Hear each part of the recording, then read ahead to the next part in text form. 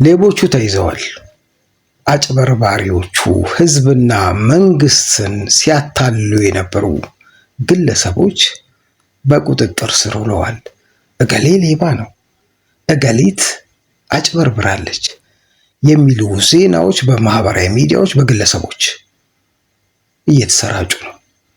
እነዛ ግለሰቦች ግን ከህግ፣ ከስርዓት፣ ከሞራል የወጣ አሰራር እየተከተሉ ስለመሆናቸው ምን ያህሎቻችሁ አስተውላችኋል?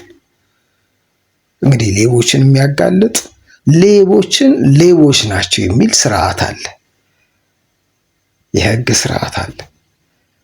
ይሄ ባልሆነበት መልኩ ጥራዝ ነጠቅ በሆነ መልኩ መረጃዎችን አገኘው በሚል ሰበብ የሰዎችን፣ የግለሰቦችን፣ የቡድኖችን፣ የማህበራትን፣ የተቋማትን ስም ማጠልሸት እየተስተዋለ ይመስለኛል በማህበራዊ ሚዲያ።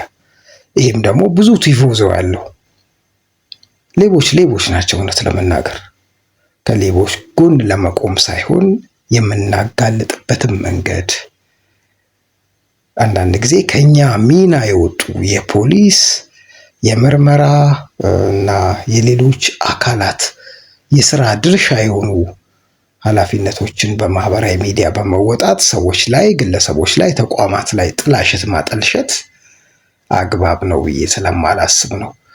አላስፈላጊ ነገር ውስጥ እንድንገባ ከማድረግ ውጪ ሌቦችን በማጋለጥ ረገድ ትልቅ አቅም ይፈጥራል ብዬ አላስብም። ስለዚህ ሌቦችን የምታጋልጡ ሰዎች በምን አይነት መልኩ ነው? ማን ነው ይህን ስልጣን የሰጣችሁ? መረጃዎቻችሁ ትክክለኛነታቸው ምን ያህል ነው? የሚሉ ጥያቄዎች መጠየቅ አለባቸው ብዬ አስባለሁ እና ይህንንም ጎን ለጎን ብናስኬደው የተሻለ ይመስለኛል። ሀሳብ አስተያየት ካላችሁ ሀሳብ አስተያየታችሁን ስጡበት።